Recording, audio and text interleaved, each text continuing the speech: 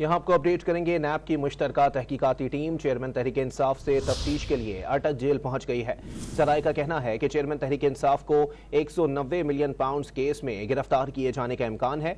मजीद जानते हैं don news के नुमाइंदे अब्दुल्ला मोहम्मद से। जी अब्दुल्ला, अपडेट कीजिएगा। जी बिल्कुल, नेशनल क्राइम एजेंसी के 190 मिलियन स्कैंडल के तहकीकात के सिलसिले में नैब की मुश्तरका टीम जिसमें 3 अफराद शामिल है वो चेयरमैन तहरीक इंसाफ से तफ्तीश के लिए अटक पहुंच गई है। हमारे ज़राए के मुताबिक चेयरमैन तहरीक इंसाफ को 190 मिलियन पाउंड केस में आज उनसे तहकीकात होगी और उस केस में उसकी गिरफ्तारी जो है जो ऑलरेडी अटक जेल में कैद है वो भी मुमकिन है। इस हवाले से तो हमने नेब तर्जुमान से तस्दीक करने की कोशिश की तो उन्होंने अभी तक कोई जवाब नहीं दिया हवाले से मालूमात फराहम कर सके। जी बहुत शुक्रिया अब्दुल्ला मोहम्मद अपडेट करने के लिए।